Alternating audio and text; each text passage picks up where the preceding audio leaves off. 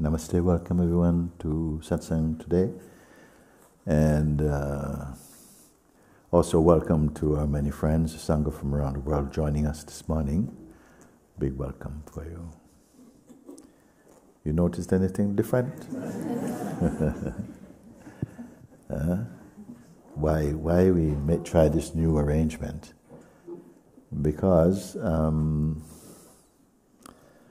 I felt it was yesterday we came in. Actually, I was told before yesterday we felt to change something, because I feel when I'm here, I'm fine anywhere to sit, but I'm trying to shake off this over formalness, not of the place, but what happens in the mind of the people. Because if you are going to come all formal, it's very boring for me. And I feel we're wasting our time if you cannot get to the heart of what matters. And so I thought, okay, let me come so I can have you right here and we can see if it makes a difference. And then I came yesterday, I found it, put this platform here. So let's see. So thank you, Sarge Express friends, for joining today. And very much welcome here. Good. Okay.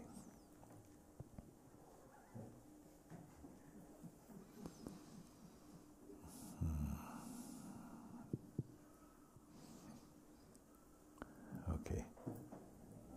Don't come same old, or else I won't take it, these questions. May I hear from you? Okay. Hi, Papaji. Good morning. I feel I have to stand up in front of you because I saw the fear all the time coming. Slow down. So you're standing up because you often feel this fear, or today you feel a fear of what? I think I felt some fear in the past, and since yesterday I feel just a really big urge to stand in front of you. Telling you I am here. Can we look at what the fear, what brings the fear first? The fear, I felt it every time that I don't want to come in front of you as the person. Now seeing that the person didn't want to come as the person. And I just basically want to surrender. So this is somebody else we speak in now, this person. I hope so. Okay. It's good. I'm liking. Okay. I feel like... So if the person is being spoken about, it must imply there is something more subtle than person. The real one who wants to be here and to make use of this opportunity to share is aware of the person, the personal sense. Why person is so shy? Why person is afraid? What is person? You see, all know the sense of person. Yesterday we had a meeting yesterday, and we're talking a little bit about this ego, this person. And I said, I don't know. I'm declaring this in a very big space today, that in more recent times I decided I want to learn more Portuguese. Not more, just learn some Portuguese. And I have to say, it's been quite a struggle for me. Okay? There are some of our Sangha, they are excellent. But I feel perhaps I've not used my mind in this way so much to learn and study, remember. So have I gone too far to say all this now? Anyhow, my point I'm trying to make. So it's quite an effort to learn Portuguese, which seems one of the most difficult languages for an English-speaking one to speak. But I was saying to some of the friends yesterday, I don't remember ever learning English. Okay? I'm going somewhere, bear with me for a moment. I don't remember learning English. I remember at school we were teaching as children, we were being taught as children the alphabet. And we even had songs about it. A, B, C, D, E, F, G, H, I, J, K, L, M, N, O, P. Well, this kind of stuff. Okay? But I was already speaking English before learning even about alphabet and grammar and so on. Okay? And my point was, I don't remember when I learned ego.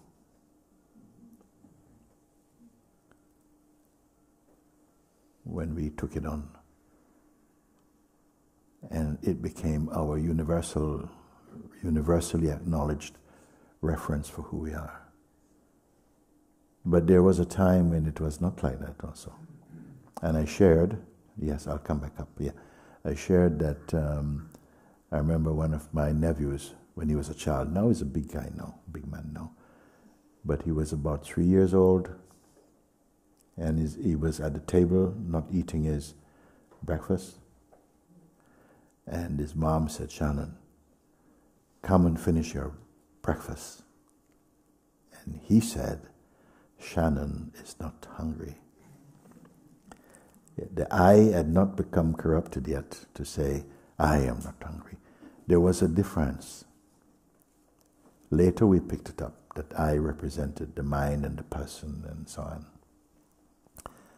So when you started by saying, this I, that we became so familiar with using the term I, whose origin is total sacredness, the real import of I is the self, which never goes away and is never lost and can never be lost.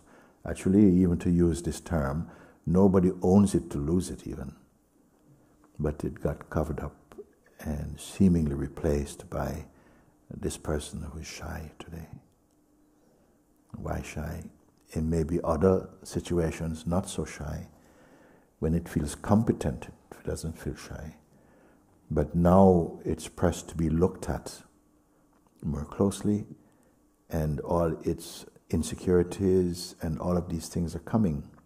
And something wants to cover this, to hide that, to be embarrassed by that, feels embarrassed by that. But nevertheless, you pressed on to say, I feel shy. Maybe in other environment that you're more comfortable and nobody questions your identity, we are very much comfortable about that. But you've come to a place by grace, and because your beingness wanted to be in this place. Your deeper being want to come to this place and to be uncovered. But the learned self, the acquired self, is very uncomfortable. I just wanted to put this out. And this is why we often feel so... You may be quite confident in your terrestrial existence, daily existence, but in an environment where you're being looked at, not scrutinized, there's not even judgment, an environment of real understanding that is not cursing the ego or personal identity. I equate those two to be the same. But to look beyond that. And even your first words are declaring that you're reporting about.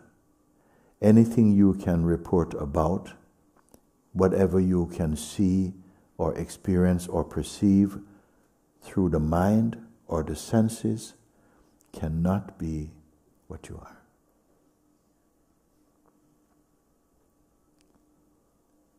You can recall, you can remember, you can project. There's traffic, tourists coming and going, you see.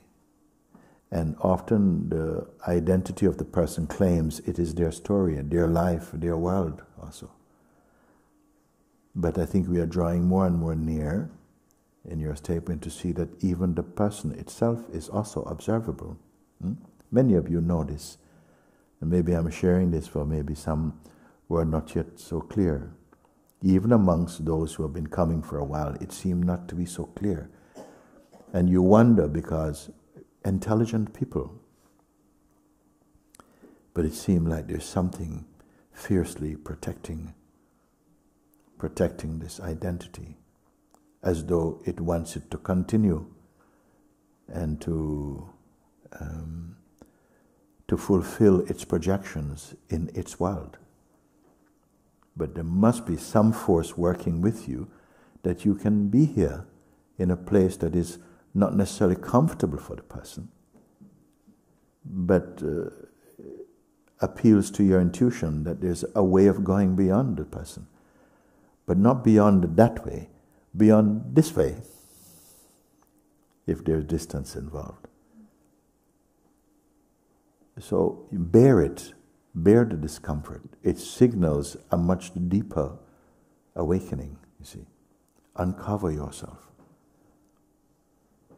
Because in the state of personhood, the Maya, I call Maya the illusory and delusory power of the world, is very, very much, we're in the grip of that force that is binding us to a life that deeper down, you know, there's something here,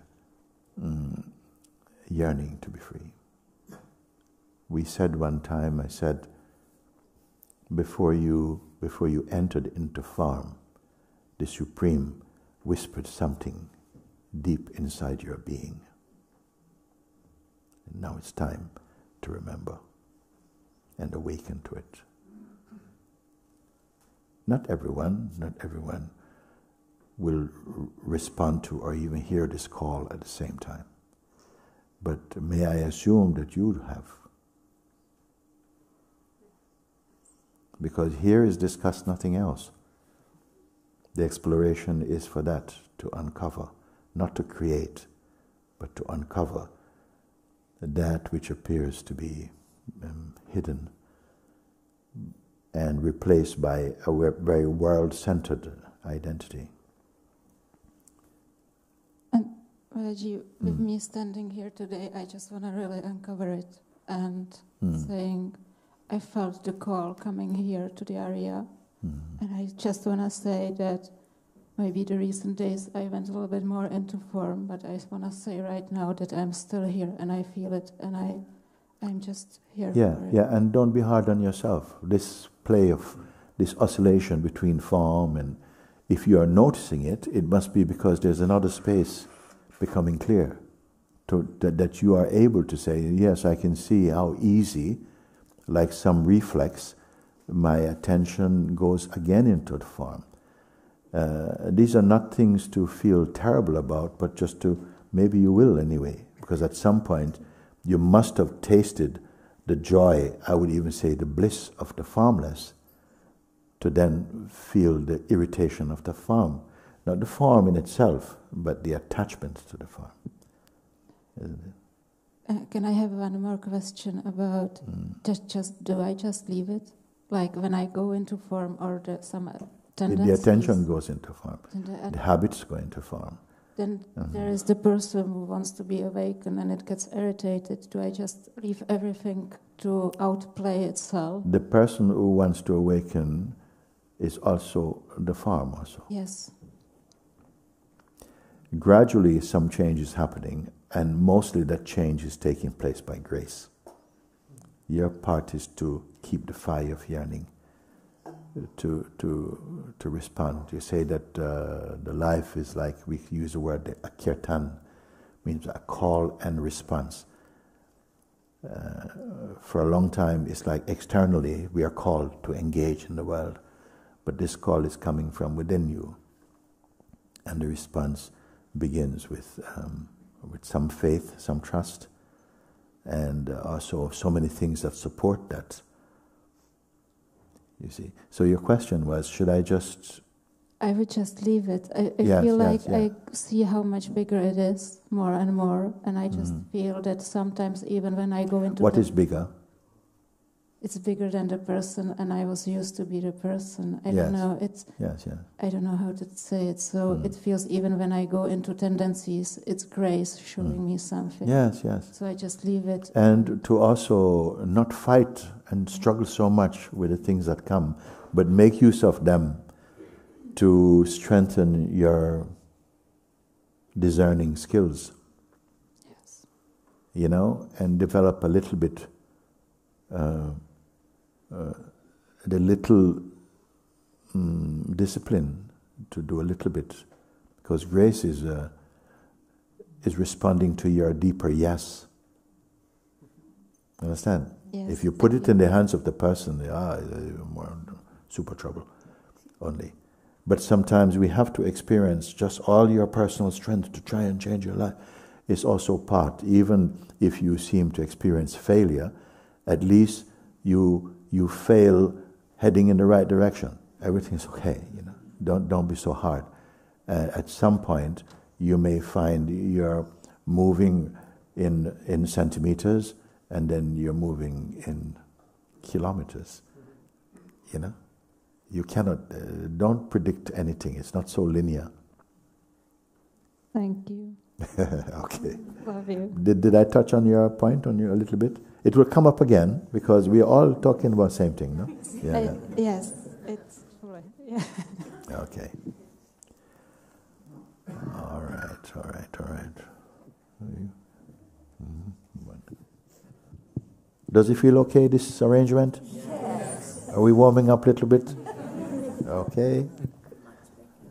Thank you, Guruji. It's what you're saying. It's for me. It's also very evident because yesterday I had I was in your presence, and this uncomfortableness just came up really, and I think it was quite evident, and I saw this identification also, no? Even of course, it up. because I sometimes watch you guys from afar, and you're really quite everybody, yeah, da, and happy, and then I see you, and then I say, whoa.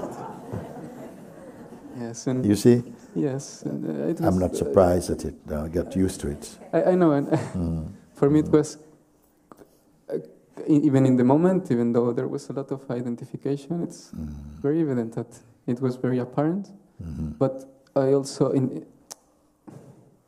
somehow, it's really grateful to. But now you know what that is, isn't it? Yes.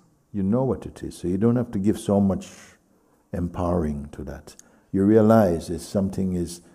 This will happen for a while, this sense of resistance. And it's important that it happen also, because what happens in places like this is that that which you're carrying around and unrealized tensions and compromises within your own heart, and all this, in a company which you're not challenged, just remains undetected, isn't it? And the person will always seek environments which don't threaten it like that. It's not that the truth threatens it, but it feels threatened. Yes.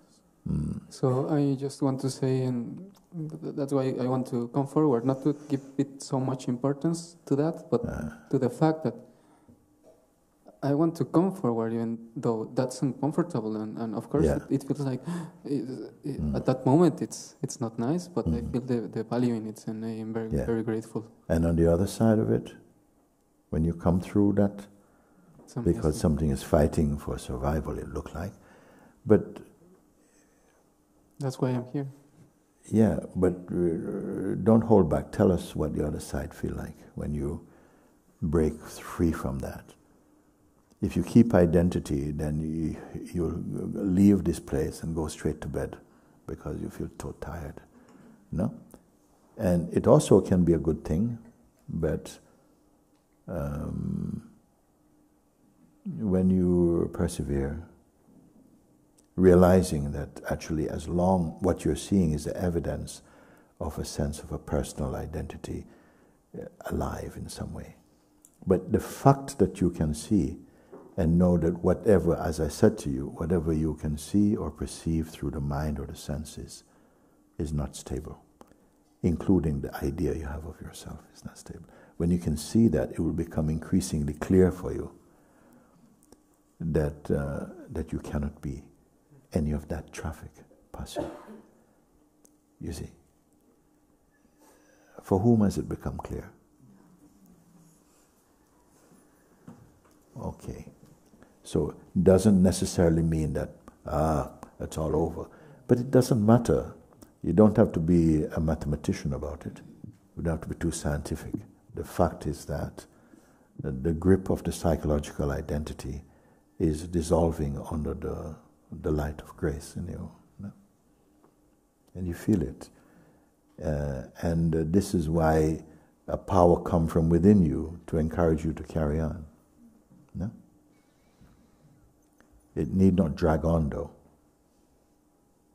You follow? Because if the person comes back and says, actually we're doing really well, doing really nicely. The person will itself come up sometime and say, they're doing really well, Guruji, I'm happy to report to you. We're quite well. Ship is floating along, sailing along nicely and so on. But it has a little smell there. So don't make any claims. The self is not making any claims. The true self is not making any claims. Just Is it okay I'm speaking like this? I think we're quite basic today. Which basic is good. Okay.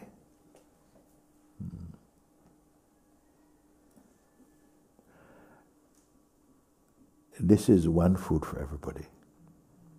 What you hear in your intelligence, you can apply and say, actually, I can see where that's very relatable. And your saved up questions, if you listen in the right way, will perish in the light of your seeing. It will dissolve in the light of your deeper seeing. I feel quite up front today, actually. I can reach and touch the hand of this one. Look at that. So good. You satisfied?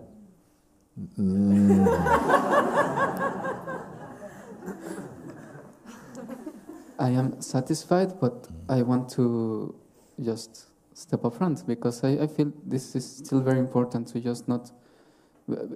These energies come, and I just feel just to step and step. You show me another version of stepping up and coming in front. That's even more powerful than this.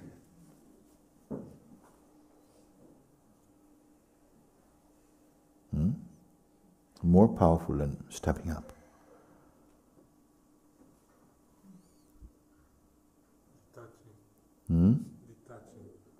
Detachment is a very, very powerful exercise for the sadhaka, the one who is searching for freedom. It opens doors without the key. Learning to detach is it's very, very, very... And you know, its fruits come immediately. Maybe not in the first few seconds. The just be exercise, which you've been using, is verifying that in you experientially. Detachment is one. But what I share, that whatever it is that appears in the mind or the feeling, true feelings or thoughts, sensation, everything, don't invest so much in that. And detachment will bring you to a deeper thing. Of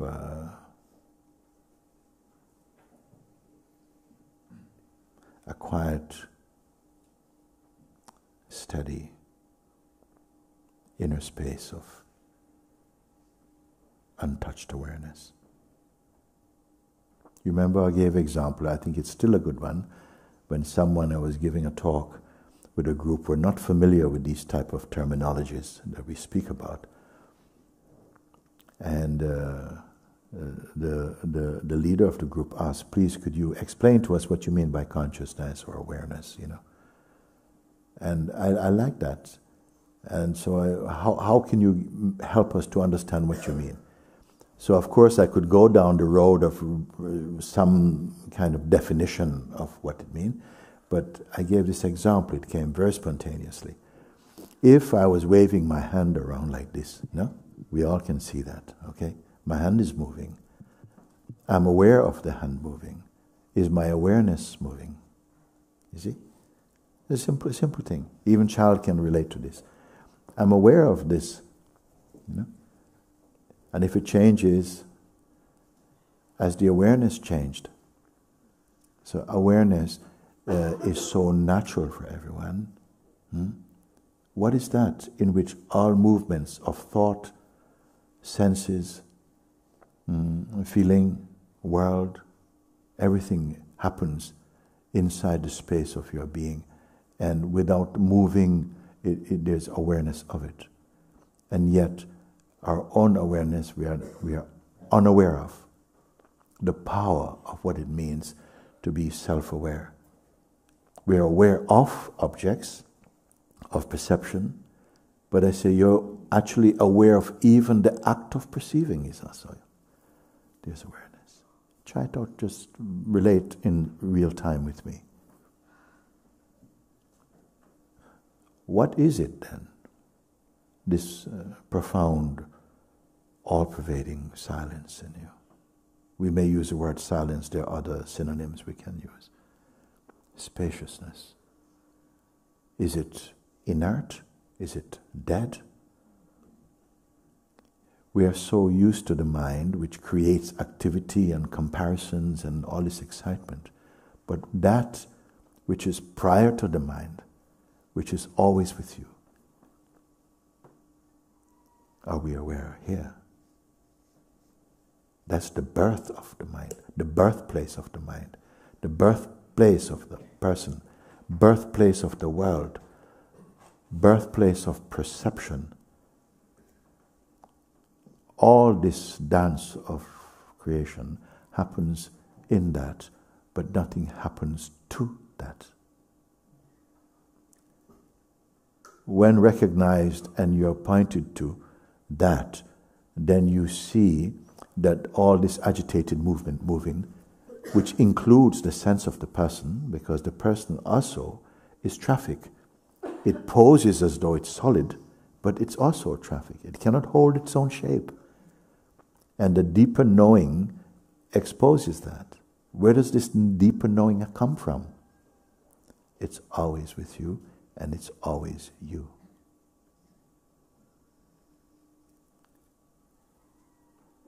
But because of the momentum of habit, the strength of habit, you see, unquestioned, the wheels of identity keep turning.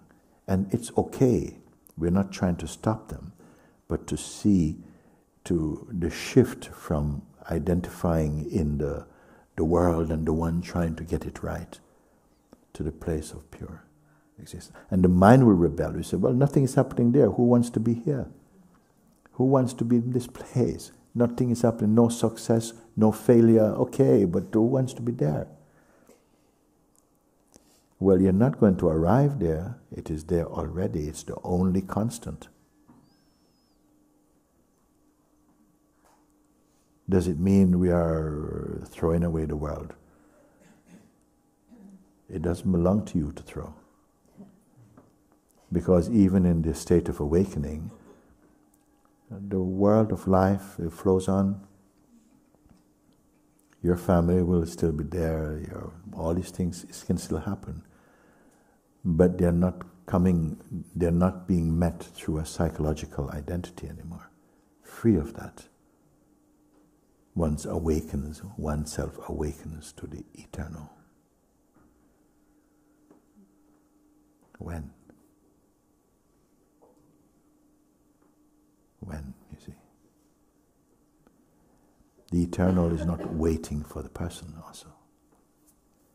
The person is a myth. It gains its power by unquestioned acceptance.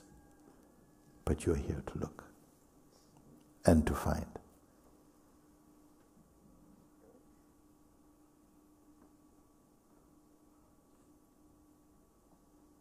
And I say that if it were to take 100 years to find it, on the day that it is found, it will not be unlike today.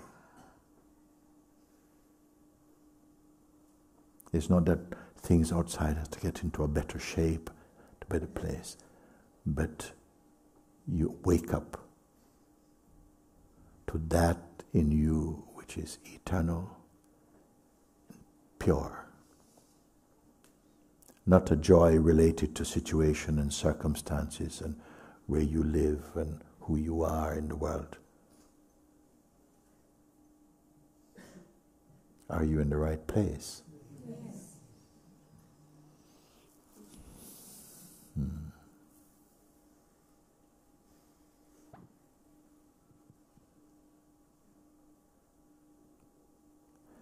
Then chew and swallow.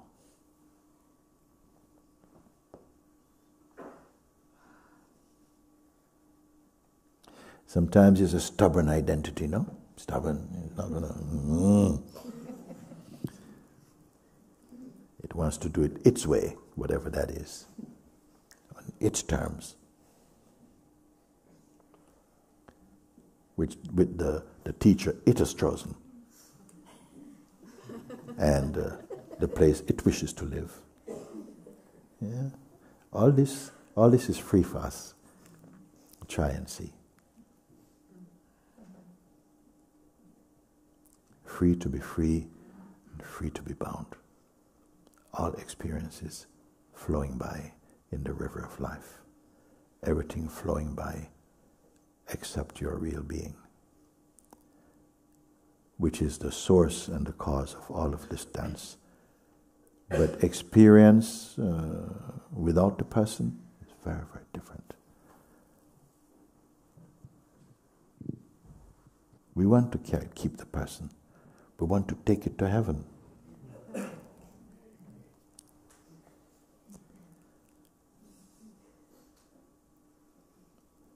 Heaven is your being. Even beyond the being is the absolute. Where?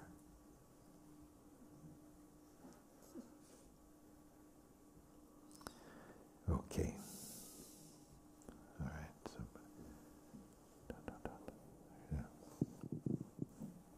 So, thank you, Guruji. I feel very happy to be here. Which here are you talking about? Slow down. I was talking about physically here with you. Yeah, that's okay. That's good. There's a greater here than that. Yes. What you were just pointing to, I felt that. There's a greater here than that.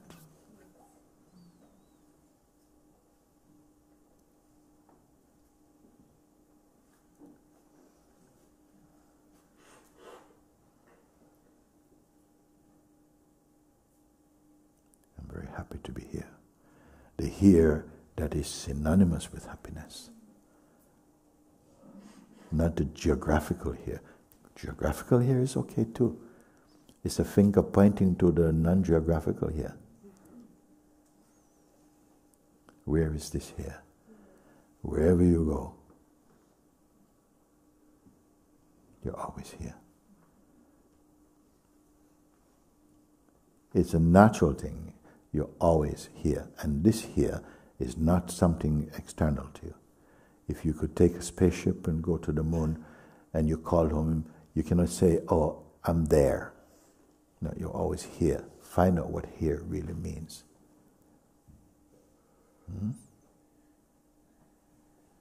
I'm happy to be here.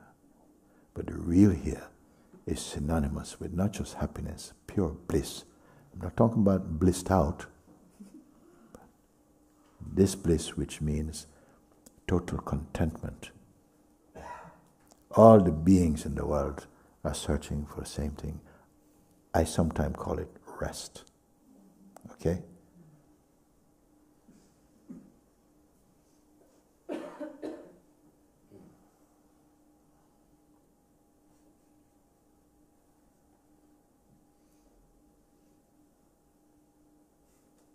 There is something even greater than rest. It's not a thing that can be perceived through the mind or senses. It's another name for what you are.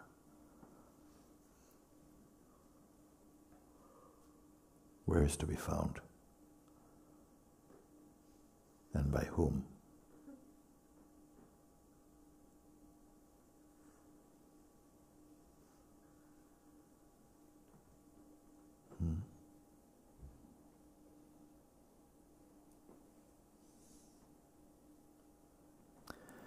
Stop waiting for something to happen. It's not a trick of mind, waiting for something. The next thing.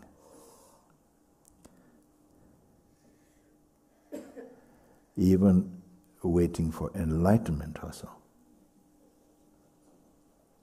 It can be a trick of Maya. That which eternally exists, effortless within itself.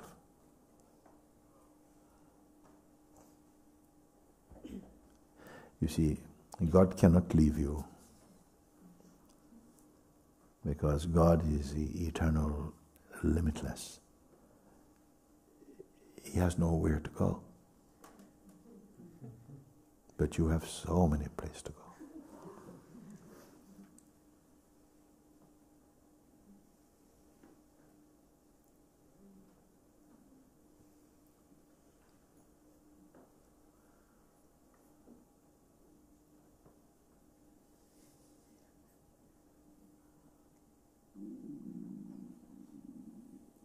I heard you say recently that we all come into this world with an account. Like it feels like we have some... And to do what? To close the account. Good. How far are you? How far are you to close account? You know your account? Who is your accountant?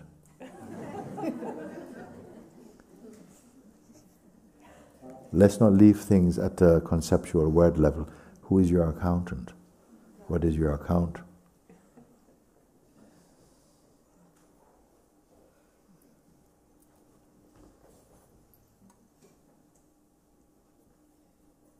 If God is not within you, which direction should you face to find the Lord most?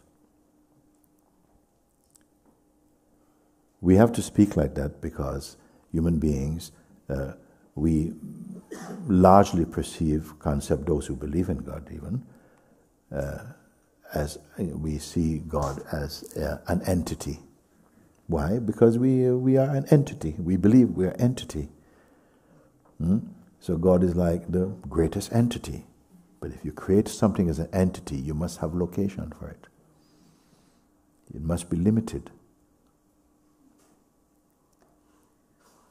But if God is limited, He cannot be God. But until you go beyond the apparent limitations of one's own self, you will not know that which is unlimited. Because we feel ourselves living within the boundary of this body. Your I belong to this body. But your real I, the whole world is living in it. The I of the person, this is your territory. You can say, hey, don't touch me. Oh, you think we can speak like that. But the deeper I, where this I come from, is the one shining in the heart of all the beings. Even mosquito knows this I. Maybe don't know it. We're intelligent, so we can know things.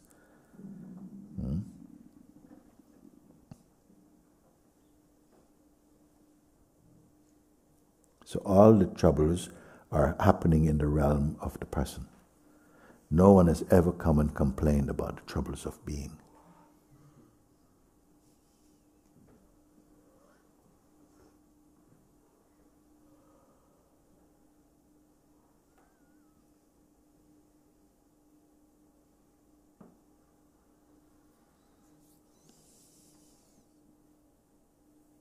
I'm happy to be here. You say it. I'm happy to be here. And they pushed it. Here where? Sahaja you have to travel to, but there is a here that you don't have to travel to. Although it might seem you have to travel at least in a subtle way by turning your attention towards that.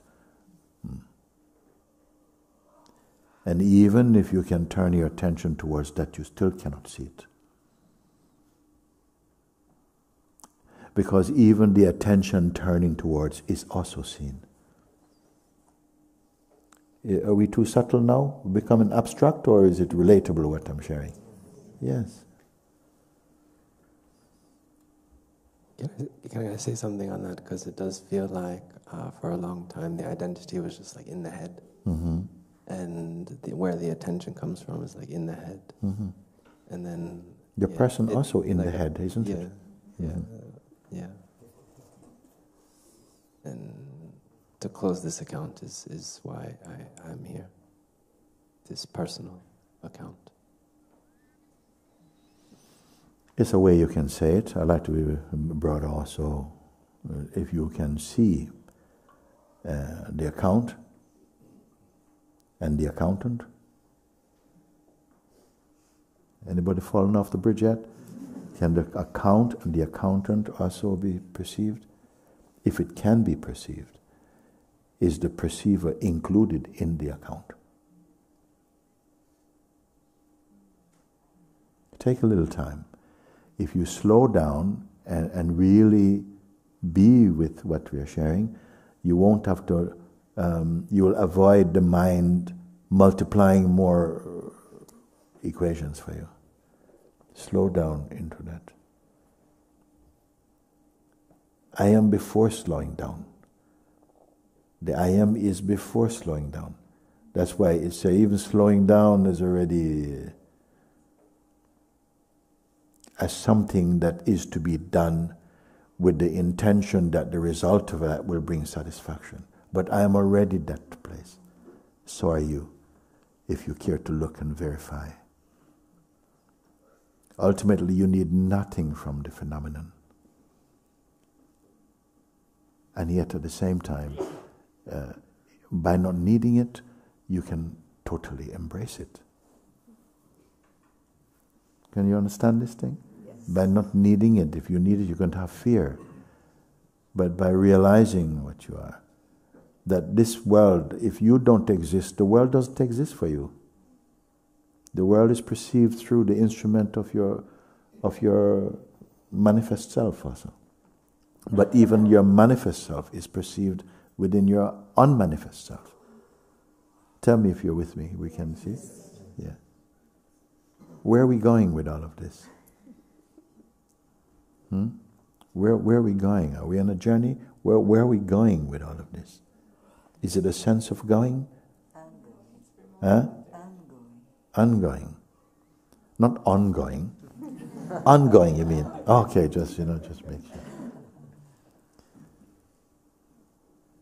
Are these just tricks? Well, Maya is the biggest trick. But it's a divine trick. So don't curse the divine trick. It's there serving a purpose, and the purpose is to see and to transcend its influence. Otherwise, it binds you into a psychological state that you'll be wriggling for a very long time. The purpose of this is that if you don't get it this round, there are other rounds.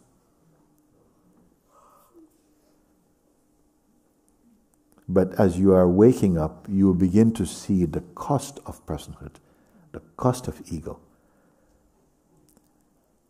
Otherwise, it's not shown to you. The more you don't see it, the more its world seems real.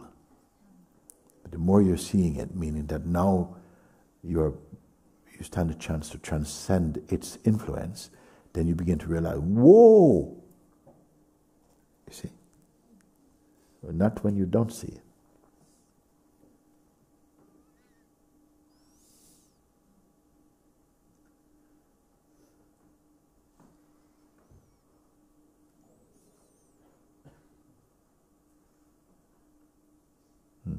You're with me?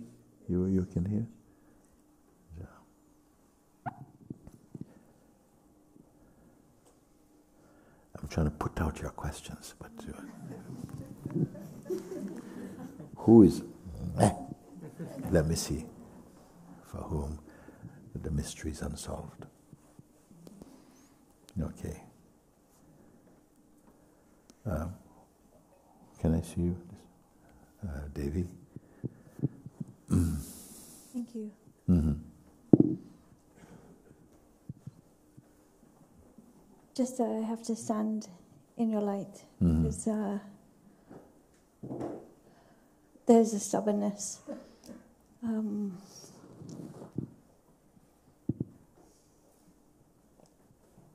I just think there's so much arrogance here that I can't hear you even. Yes, this is true.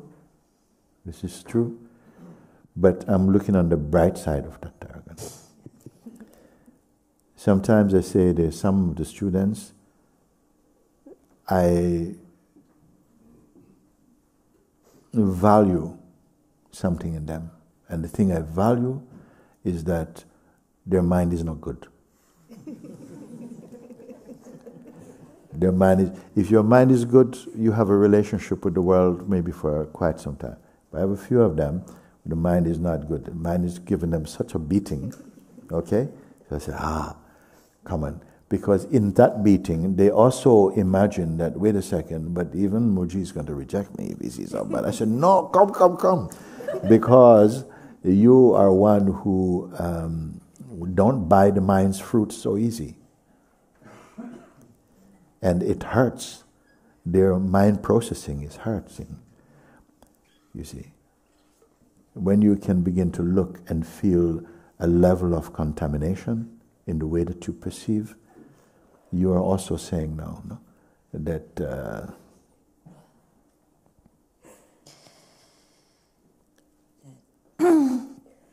Yeah, my mind is terrible, and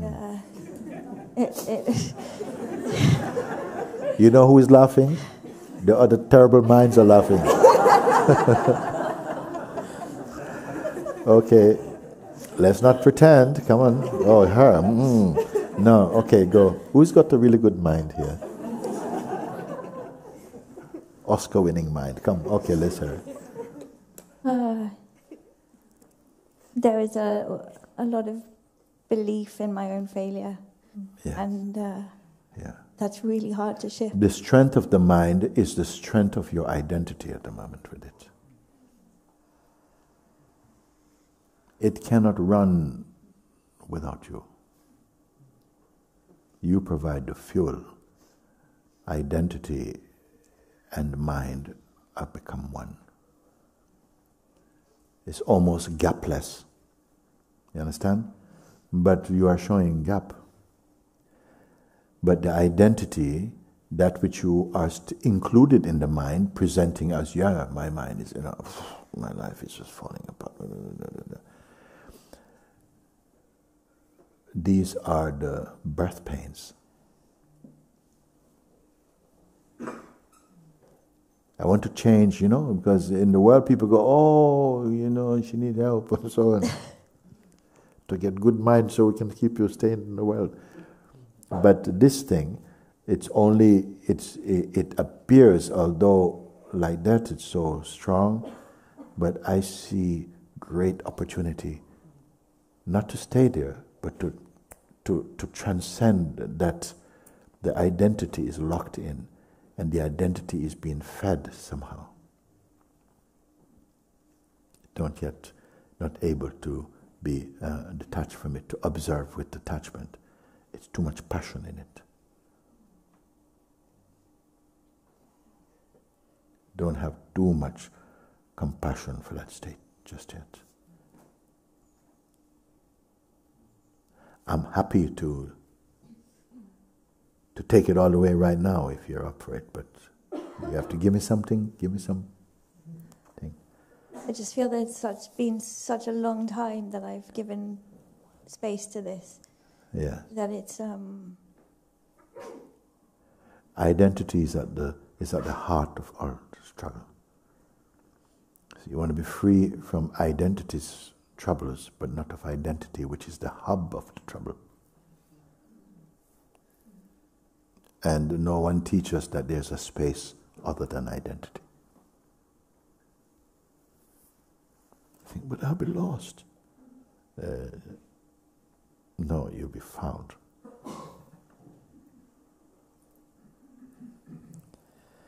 The self you're trying to find is the one thing you cannot not be, but you must be awake to it as it.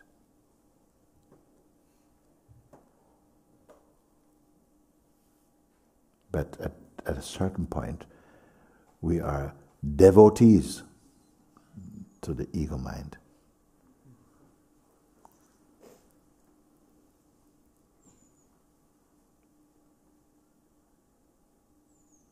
Like a bad marriage you cannot get out of.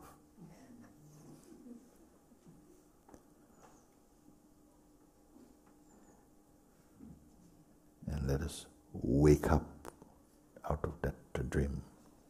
How? By beginning to recognize when I say the world or the suffering and the sufferer go together like two sides of one coin. But the truth is not that coin. How near are the words I'm speaking to you? It's like you're hearing mostly as a reflex. We're hearing on the foundation of personhood, listening as much what I can learn to get out to the person, but the person is listening also. But the whole lot is false. In this life, you have come to the very door of your nirvana. Remember, we shared the thing of the sage Rumi. He said something. No? I've been standing at the door, knocking. Tuck, tuck, tuck, tuck. Knocking at the door. It opens. I've been knocking from inside. Find myself knocking at this door. Tuck, tuck, what it means. Let me in, let me in. Tuck, tuck, tuck, tuck. Door opens. What is door open? The realization. Then you realize, I've always been inside. I was imagining I'm outside. So therefore I have to knock, please let me in, let me in. But you were inside. But the mind put you outside. The mind's putting you, I got terrible, I don't know what I'm doing, my life is falling apart, I never can get it, and it's so terrible, and the sleepless nights, completely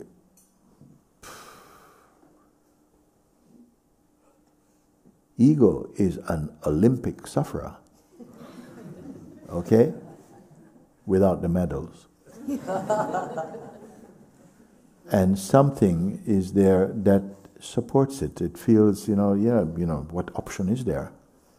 I've got to go through this, I've got to fight this, but fighting as the ego identity. You see, we have not been taught, when we say ego growing up, you think ego is me, look, oh. No, ego can be, Ego simply means identifying as that which is, which you are not, with the personal sense, identifying with the body and with personal identity conditioning and all of that. That's what's happening here. And there's a loyalty to it at a certain point. It's as though I'm so trapped I can't get out. Each more I try and I get pulled back in. You see? So I'm not so much telling, try harder, and I'm saying, observe with detachment. And at some point, if you observe anything, it slows down in its impact and somehow brings you back to yourself. You come to be aware that you are the one witnessing all of that. but it takes a certain persistence.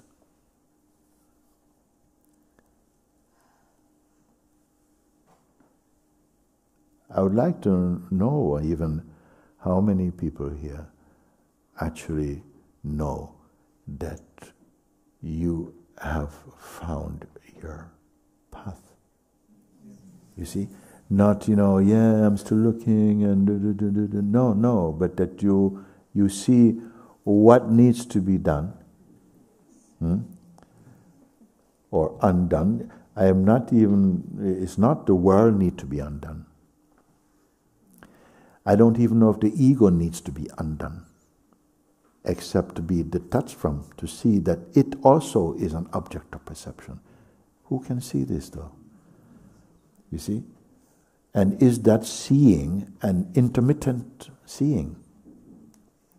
You see it for a while and it's back. You see it for a while. See it for a while.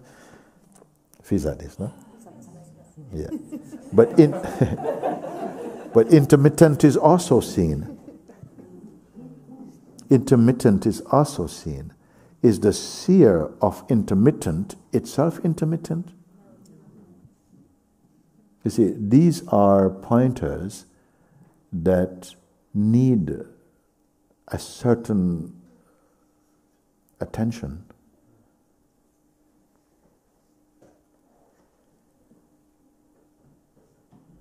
This must be the one medicine for everything.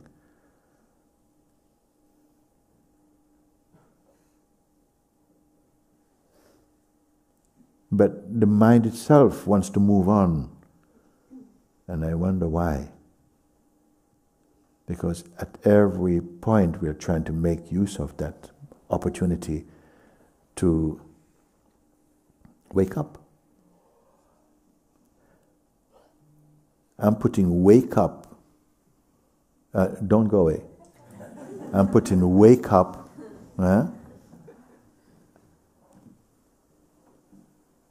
as more powerful than grow up. Grow up is understandable. We're all in this process of evolution and growing and learning from our mistakes and so on. But sometimes you can be growing only within the realm of the phenomenal. Can you understand what it means by saying that? That our growth is still in the realm of personhood only. You're a spiritual being.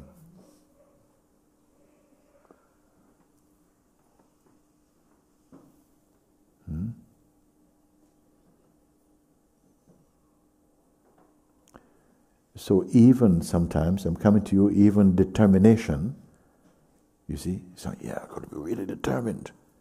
But if such strong identity is in the determination, it will still help up to a point. But we're trying to come off the wheel altogether, to see from off the wheel. You have got to be off screen from your life at the same time. You understand what it means by that, to say, are you on screen?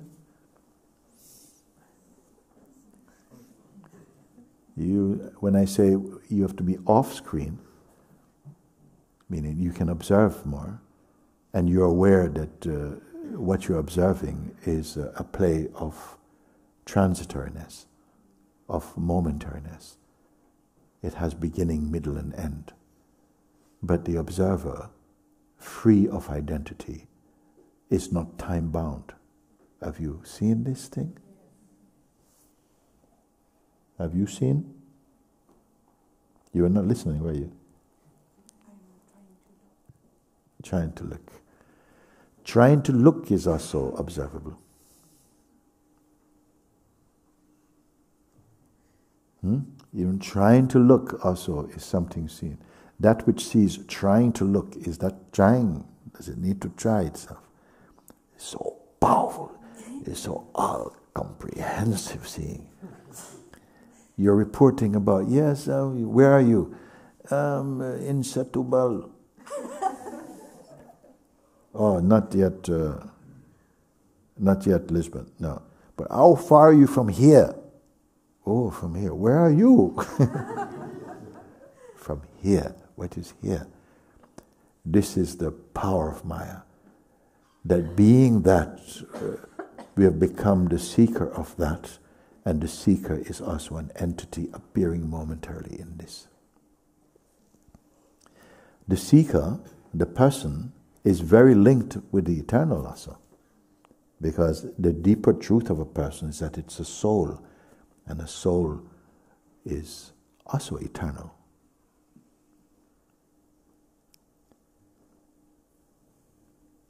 It can be eternal with phases of deep suffering. What is eternal if it just means ongoing suffering?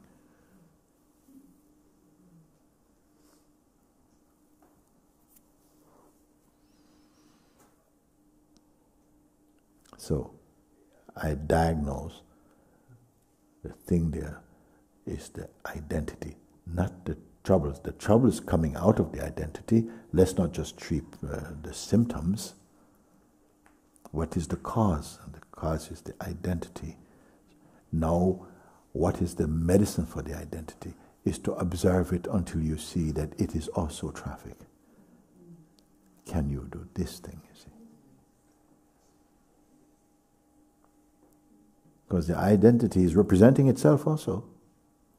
Like, listen, I'm doing quite well, and you put the brakes on me there. That was not very helpful for me. You put all kind of tricks he comes with.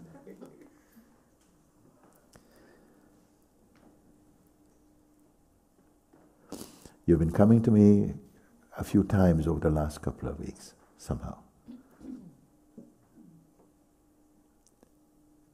I don't know how much there is in you the fight. Resolve. Resolve. Yes. So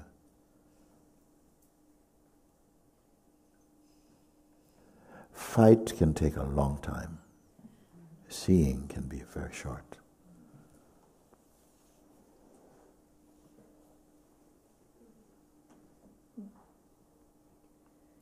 The discipline and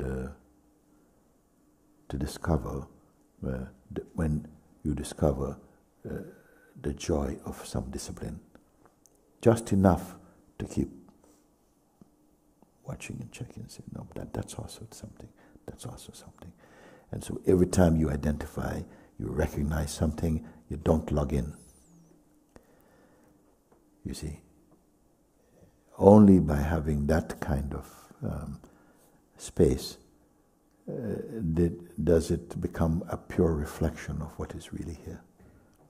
If every time you engage, you postpone, we delay. Can you see what I'm saying here? This is something that I'm speaking. You give me the opportunity to direct that advice to you right now. You see? But what it feels like is such a stubborn identity. Even creating suffering, but it cannot come out of it. You see?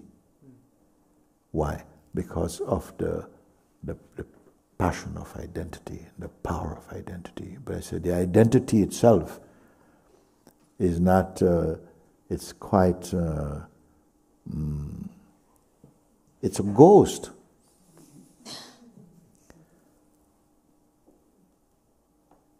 And it's not the Holy Ghost. It's a ghost. But nobody has told us.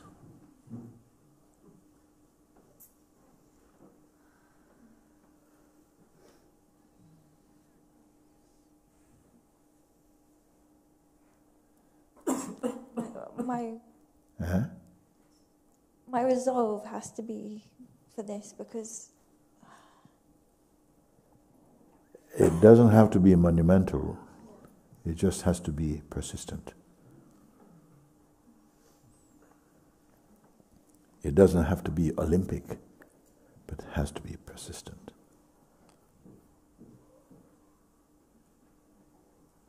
Because otherwise the mind will go, yeah, I'm getting ready, buying the gear,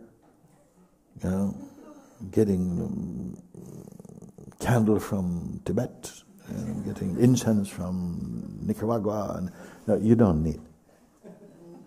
self does not need. Okay? So all these kind of setups will play. And you're going to be an expert, actually, at seeing the nooks and crannies of the mind. You understand this term? Yeah. You're going to see the hiding places and all the tricks. God has given you a tremendous challenge because it's so rich in fruit, and you're going to have to eat this fruit.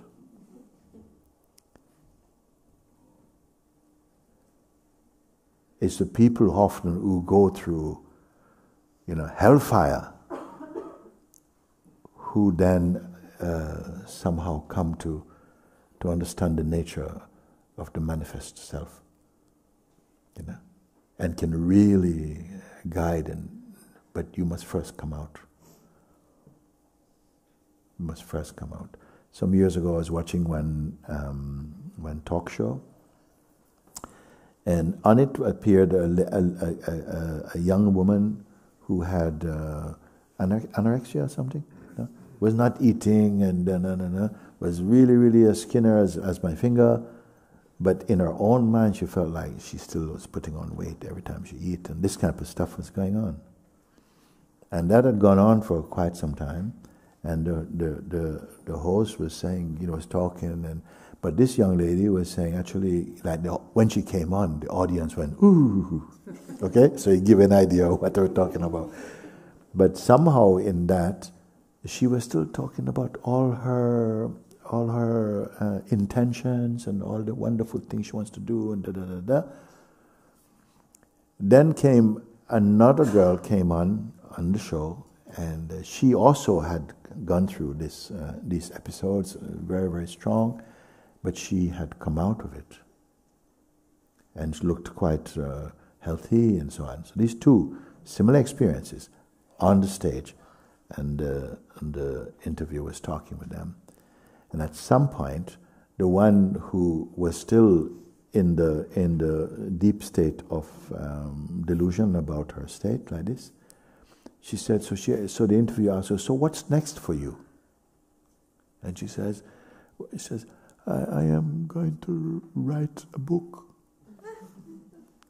So the other girl says, but who wants to read your book? Who wants to read your book? That will only to depress them. They should read my book, because I've been through this and I've come out. So there is something to be offered.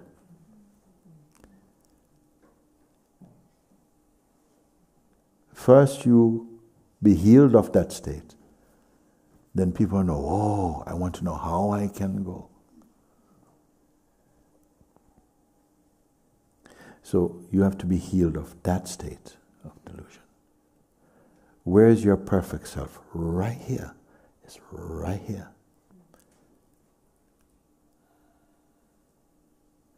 It's in this body, and it's in everything in the universe. There's not little self and big self, actually. And just a flickering finger, not just flickering finger, but the attention to the finger has covered the Supreme.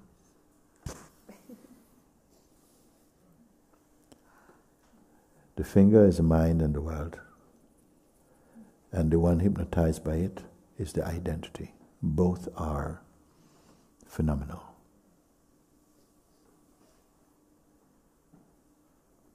And even the idea, but it's so hard to come out, is itself an illusion. Because the self is not even in.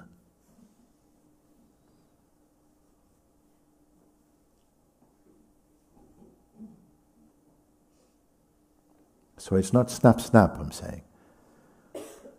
Tap, tap, tap, tap, tap, tap, tap. And at some point, even tap, tap, tap, tap, tap is showing up in your non-tapping seeing. It's here. In all of this, all these words, all these pointers, all this is happening in the self we are.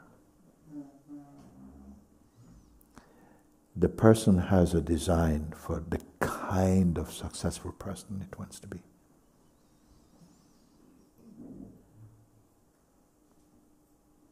but there's no end to the pursuit of success in the phenomenal world.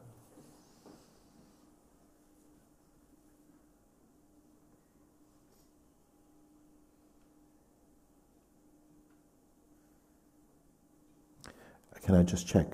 Is this a bit depressing? Are we okay?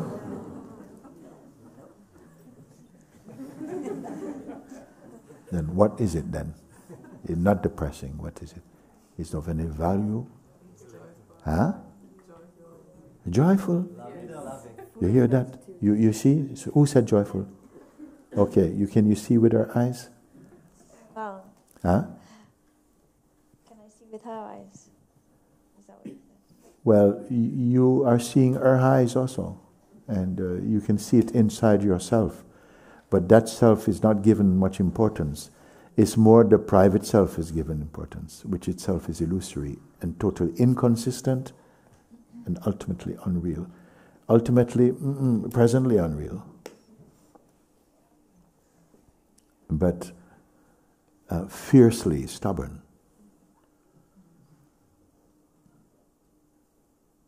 But even its stubbornness is illusory. It depends where you're taking your assessment from.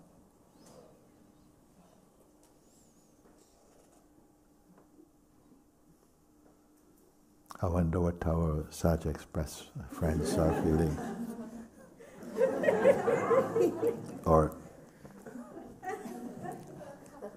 huh?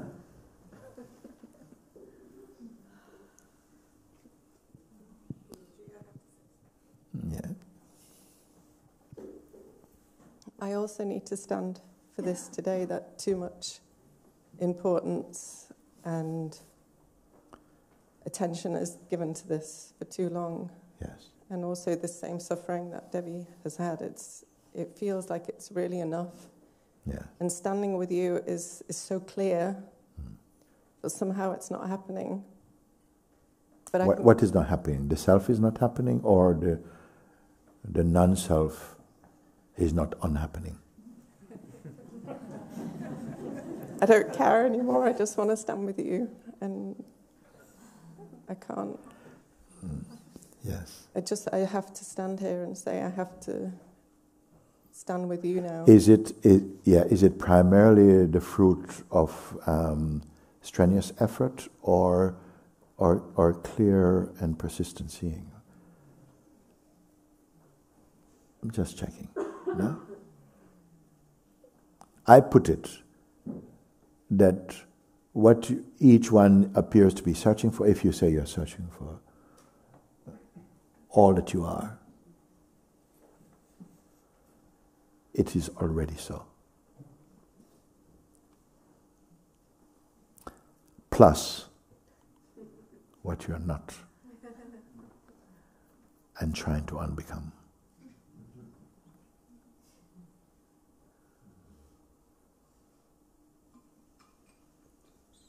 Either way, the self is not stunned.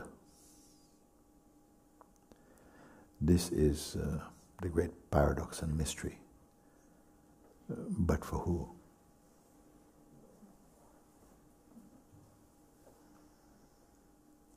It is an amazing existence. It's always been. When I say there's one earth, but there are billions of worlds. A world here meaning a psychological, subjective projection upon the pure manifestation, which is not pure in the sense that it's this was really right and this is really wrong in that way. I don't know if I want to go down this road. I'd rather catch it. Where we're not trying to analyze the movie, but just realizing we're watching a movie. But I don't know how. And not only that, you're watching a movie, we are watching a movie in God's cinema.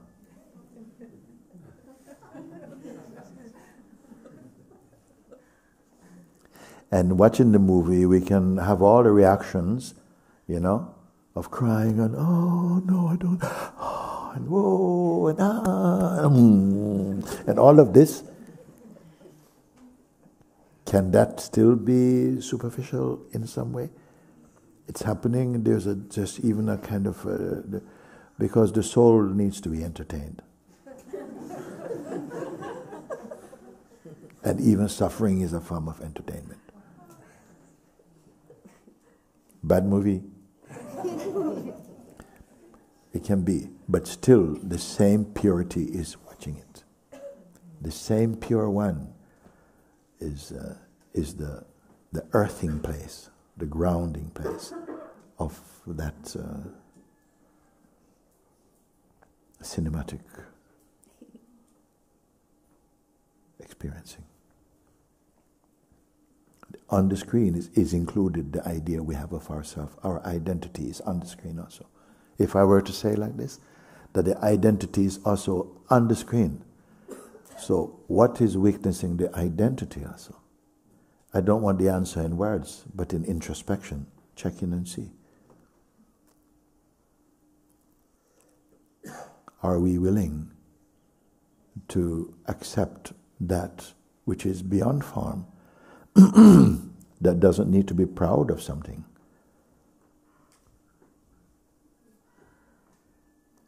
It has no ego. It's still the feeling of ego. Don't curse, oh, you're so ego. No. That's ego. Ego is also the main character in God's play. But it is a character.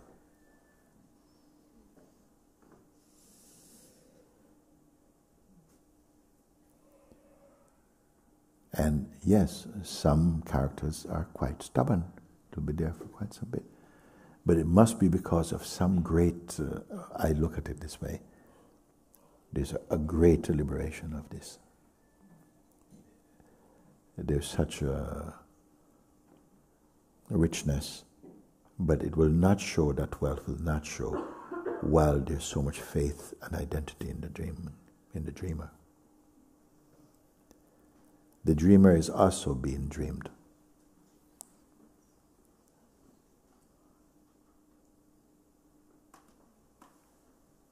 More and more these days, I'm finding that I don't feel I'm particularly I don't feel I'm communicating concepts, but communicating spirit. You see? Because I was never much able to retain a lot of information. I always lose my way. Then I found the every way. So now it's not so much, oh, remember, what did he say? Remember we said after this thing. Don't get entangled in that. Listen inside. You are listening inside your being, inside your wholeness. But some attention is navigated towards the identity and how the identity is doing. Main character in the book.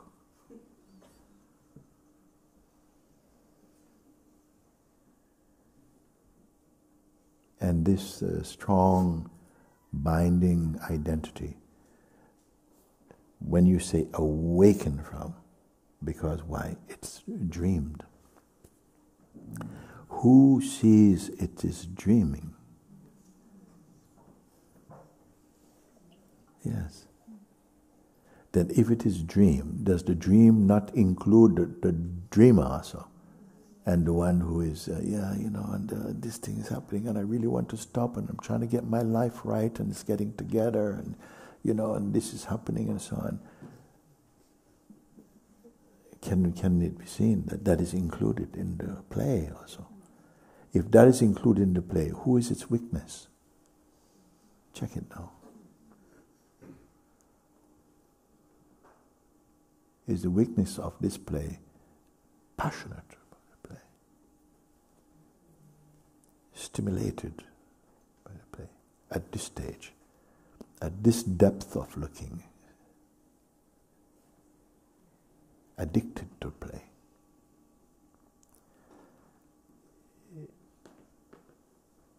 The same one play can be experienced in different ways on different days. Some day happily, another day, struggle. The play. Well, too much about play. Can you bear your own silence? Not keeping silent. No, can you bear your natural silence? Or we need a little bit of dynamics. And then there's all this dynamics is here. So you are the dynamic and the non-dynamic and beyond.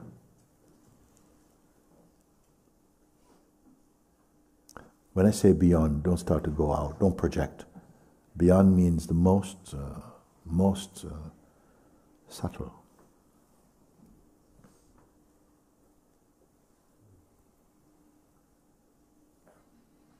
And don't wait for the day, the end of ego. Perhaps one day you look for it, it can't be found.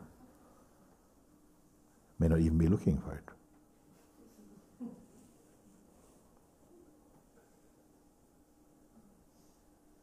Where does our ghost, the ghost in the house, where does it live?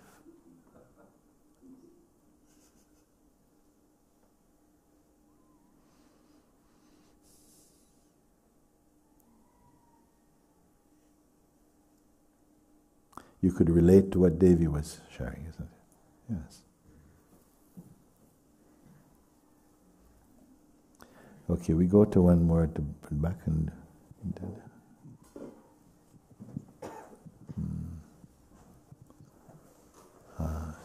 okay, come. Thanks, Babaji. I just wanted to talk with you today. Sometimes I don't raise my hand and come forward because I feel like when I was a child, I remember already accepting Christ into my heart and knowing everything was fine. And then I'd meet people and pretend like I wasn't saved so that they could have the joy of saving me. And that might sound ridiculous, but I always know that all is always well. And you've shown me this. But I wanted to come today to talk about suffering, because it's something that I think is very strong with the way that I grew up in Christianity and things like this.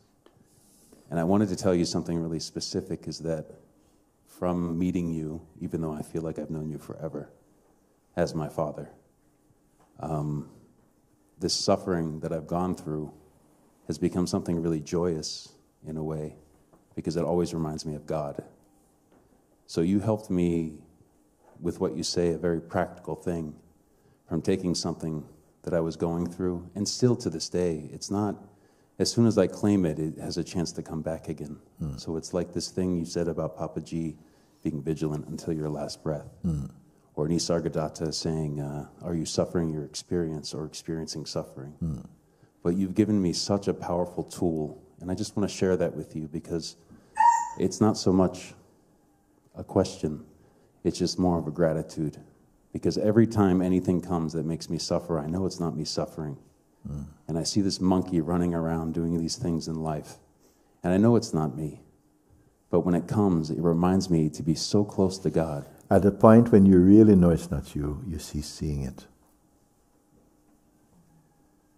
Can you say that again? Sorry. At the point when you realize a thing to be not true, you stop seeing it. Or you see it with the same evenness that you look upon other things that you're capable of physically seeing, but not psychologically seeing, not emotionally seeing. You neutralize, they get neutralized.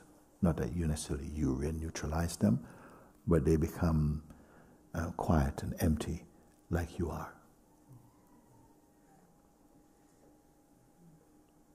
I want you to see that when I speak of emptiness, the word emptiness also quite often carry a kind of negative tone in our world often.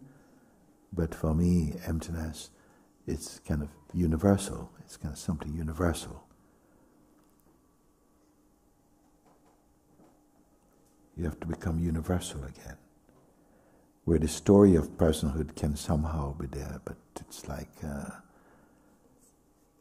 it's not demanding attention. You're not basing, just non-phenomenal. In the non-phenomenal, the phenomenal can all be there. Everything. Know that even the play of disharmony is included in the great harmony. How it feel? How it feel? Rather than setting up one thing against another and comparing all the time, just let whatever it is. I say whatever it is, then it is this. Because the thing you say it is this today is not that today. Tomorrow is something else. So whatever, in whatever shade it appears, it is only appearing as an appearance inside the unchanging. Don't learn that. See. One becomes, by being empty, you become something and you're up against something. You're for and against something. But in the space of consciousness, it's very different. All things are manifest in it. Just like the clouds you see floating in the sky. Every kind of cloud coming. But nothing sticks. Your being is like the immensity, the great immensity.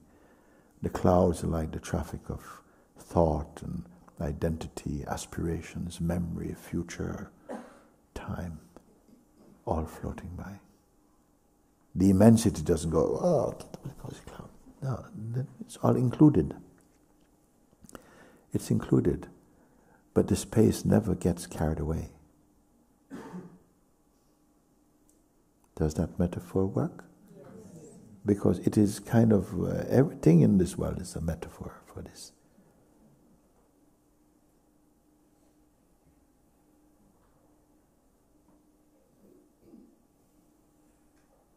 Words and thoughts and feelings, they are emanating out of the great silence. What is another word for the great silence? God, the supreme being, pure consciousness, yourself. Is it a compliment? It is the self.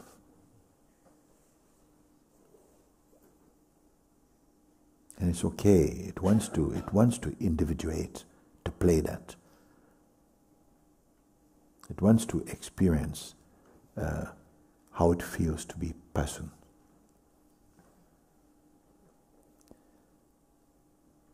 But the moment it loses sight of its own, not a visual sight, a wisdom sight of its own eternalness, it comes into delusion and suffering.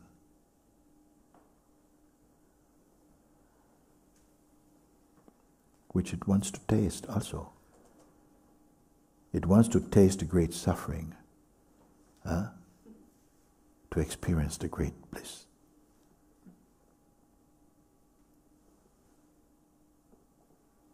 I'm just putting it that way. Because in the realm of interrelated opposites, one hand cannot clap. Okay? You ever heard, what is the sound of one hand clapping? Oh. What is the sound of one hand clapping? So this is the contact with phenomenon and display. It can be a joy, but because the joy is also included in the interrelated opposites, then sorrows must be there also. It plays this. But beyond the phenomenal joy and sorrows of life is the bliss of the eternal. Beyond where? Where? In which direction?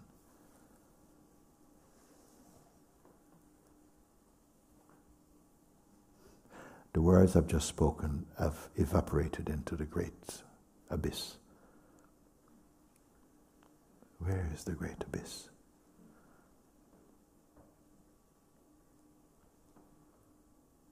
You, us, I, that, the one. I don't know how useful these things are right now.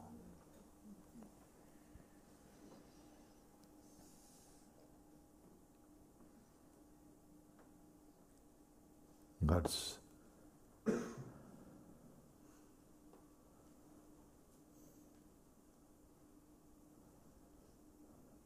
divine picnic.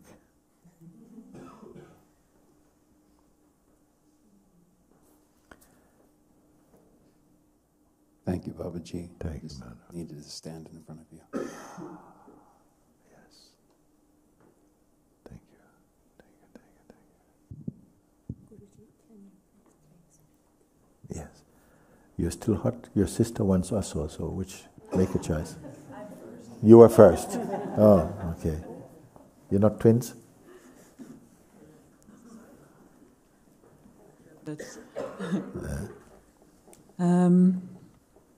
Well, what came up just a little bit earlier is not even true now anymore. You know, I was going to say to you, is your question still hot?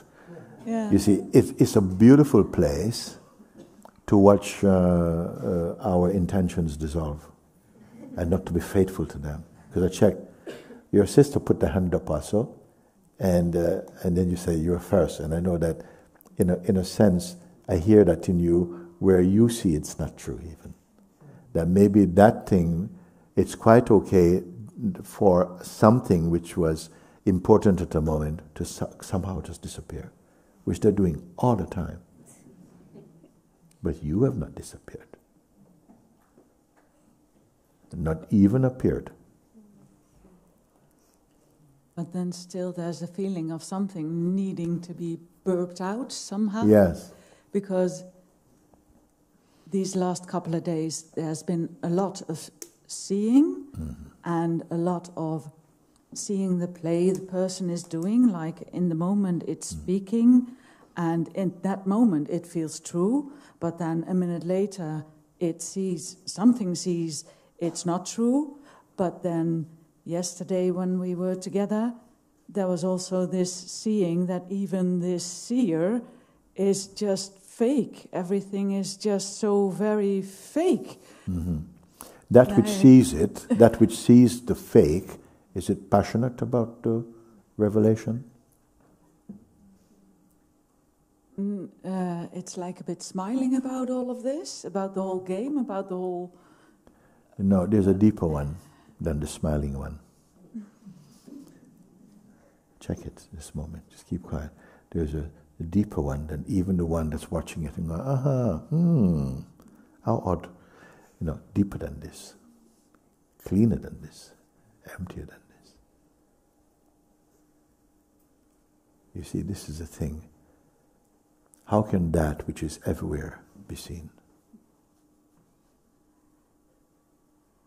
Not with the phenomenal eyes. So I don't know what word, because largely words were here to serve the phenomenal.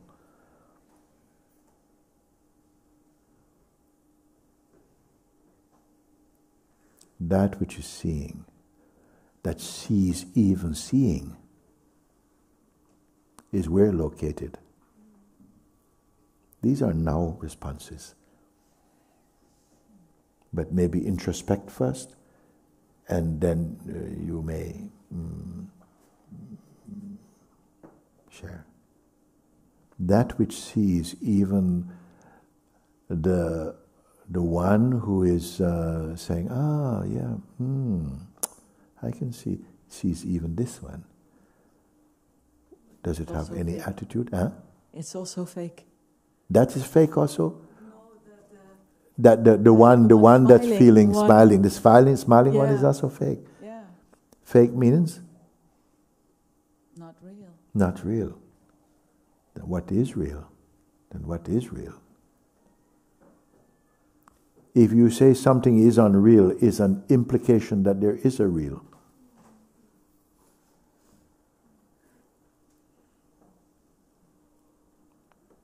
These are not mental gymnastics. It's come, home in. Something is homing in. But even the homing inness is seen. What is here?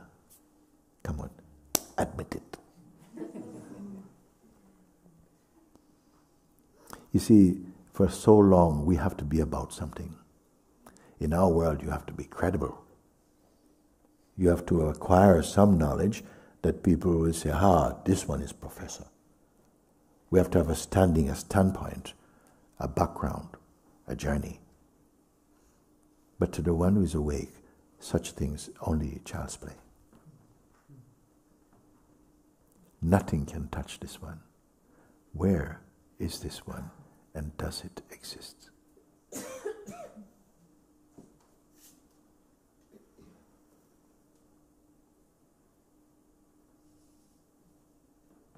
Who is to say?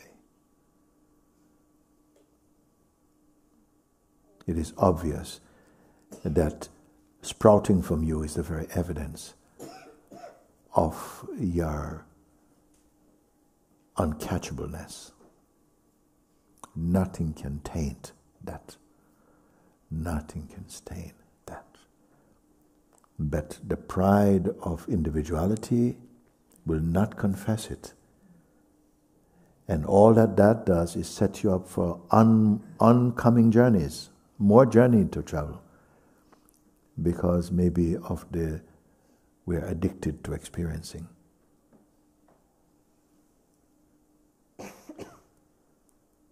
And so we're on the cycle of change. That's fine, it's fine, it can go on. God is not waiting. Oh, they're taking so long, I'm still waiting. No, it can go on and on. Maybe show without end, but some transcend. Wherever you go, there are regions above that also. But for who?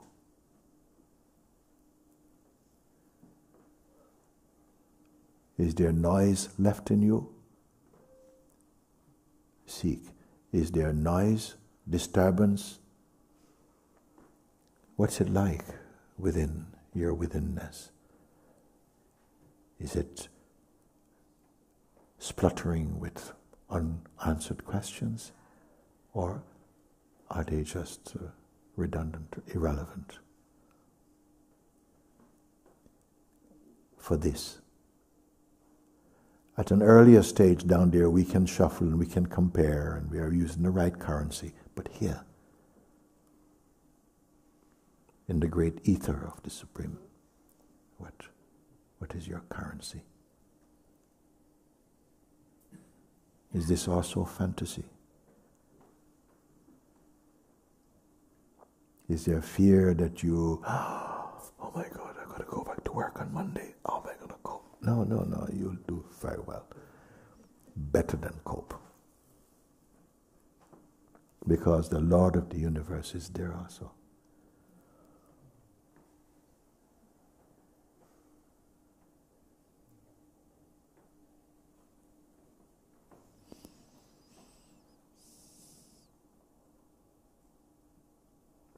I think we're good for now.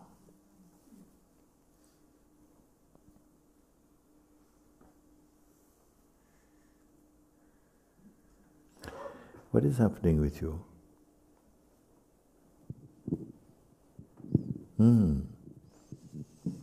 Because I see you like this.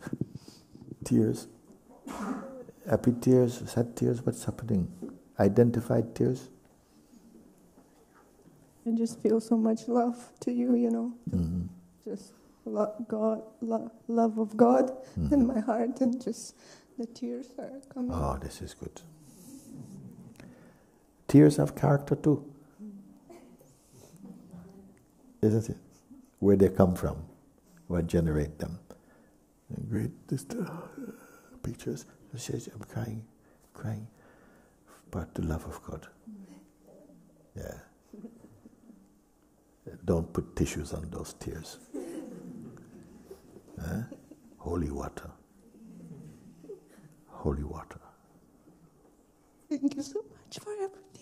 For all the troubles, I thank everyone and everything just to find the God in the heart. Thank you so much. Yes. All the troubles you've caused? What happened? Whatever troubles existing. We forget them. We don't really. Everybody causes trouble. Even to themselves.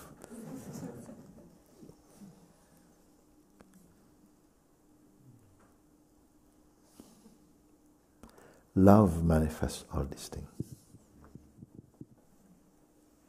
But who can see that? Somehow love is manifesting even Maya. Why to do that? Because it says, greater is he who is in you than he who is in the world. Yeah?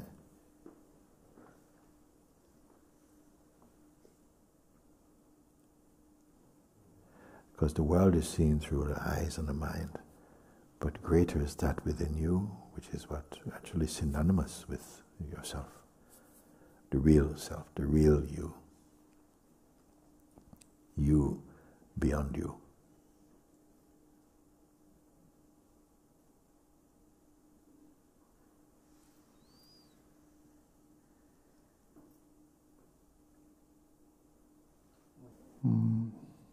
Just felt to come to share that there is so much space here, and Yes. and I heard you fully, Yeah.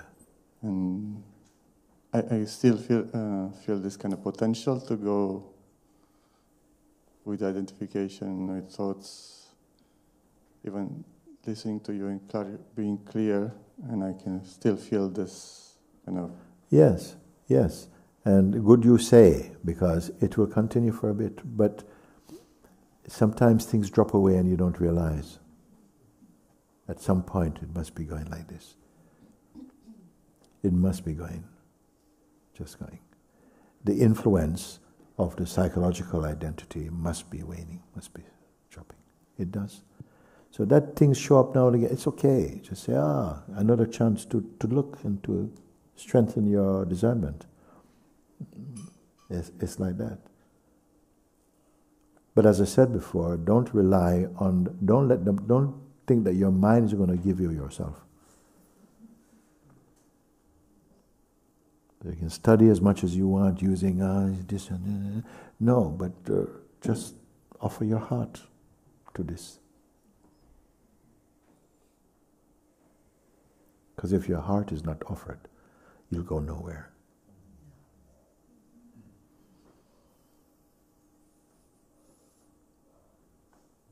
You may acquire spectacular awards in this world, but there will be nothing for yourself.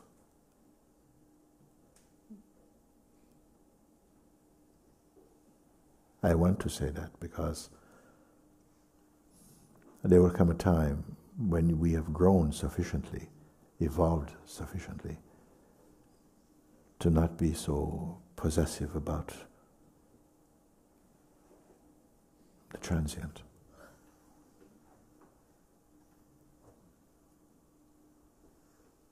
To open your heart up to the immensity of the grace of God.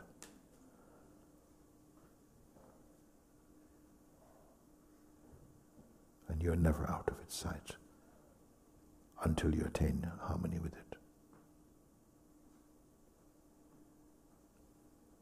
We are here for this very reason. And so graced also.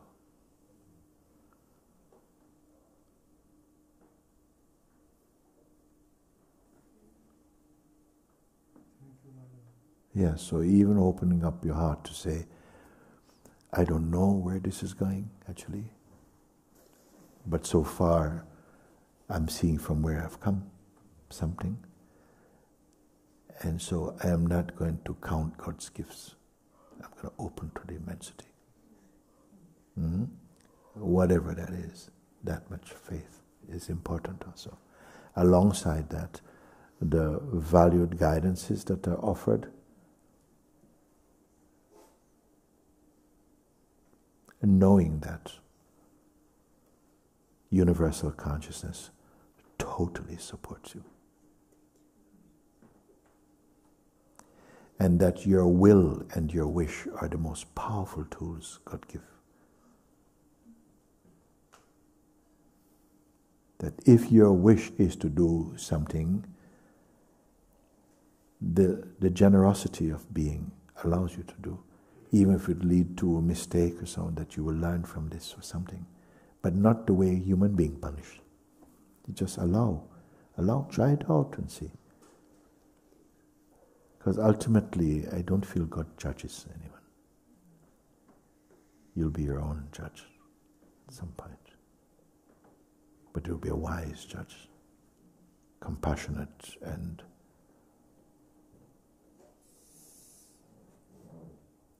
just. Okay. Thank you for today. Thank you.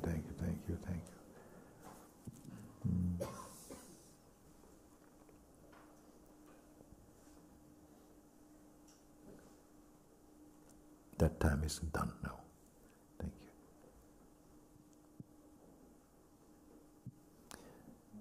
It feels good that those joining broadcast can be with us in this way. I feel you also. And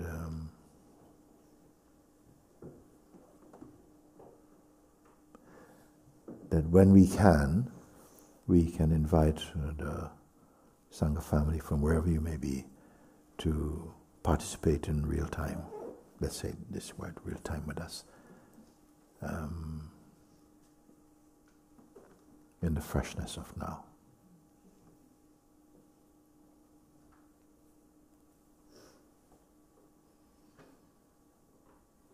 And that now is not a time.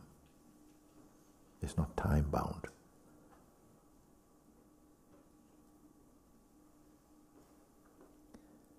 Very good.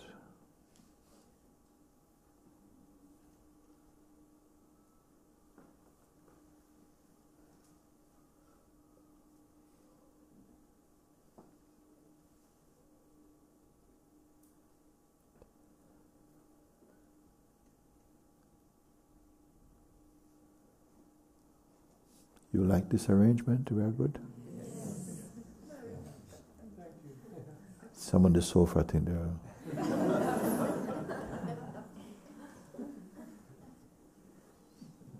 Okay.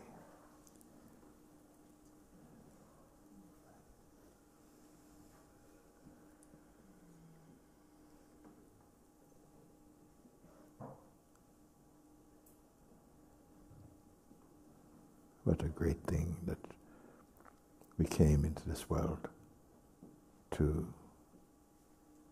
awaken to the eternal.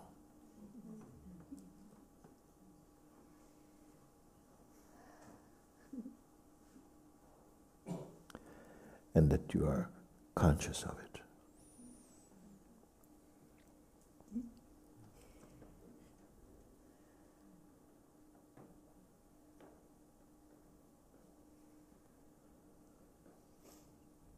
And to be conscious of being conscious.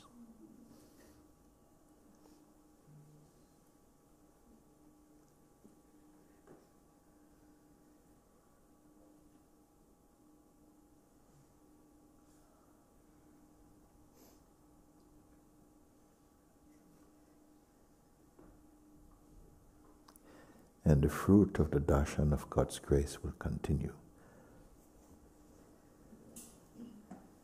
to bear other fruits.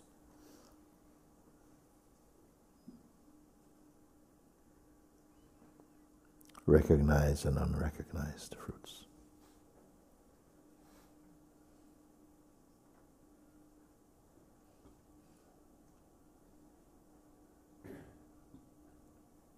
And may I just say from my heart to bless all,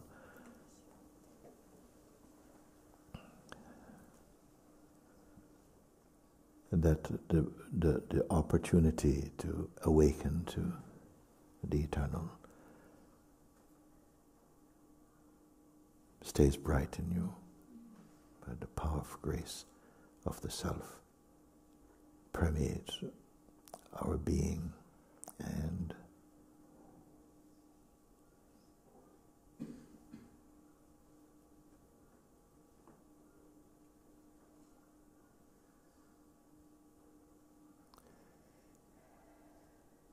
set us free from the great fear. To transcend the great fear of seeming non-existence.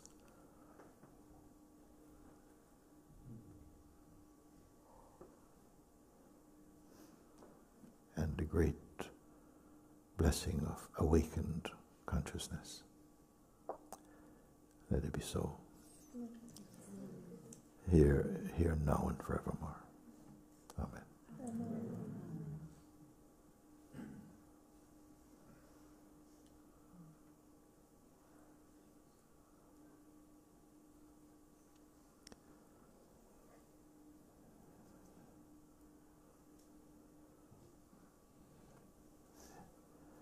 There is no need to try too hard to remember things.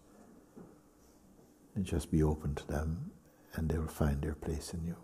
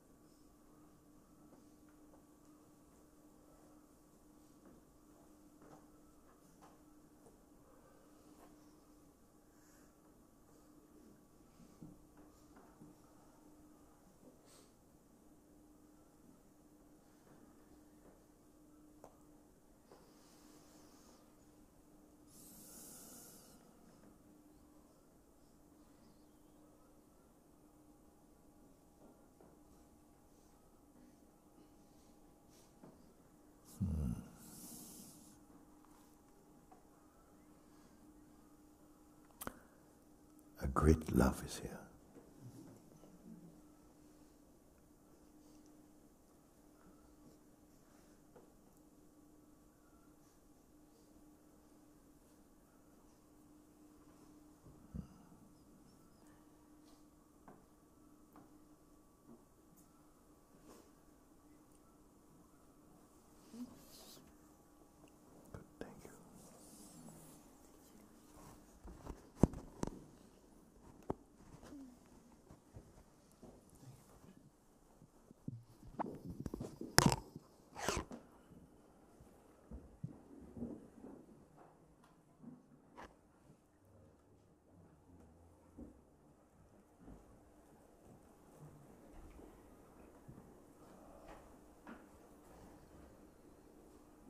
God bless you, Mooji, at this moment for sharing your heart, your wisdom, for everything that you have. Just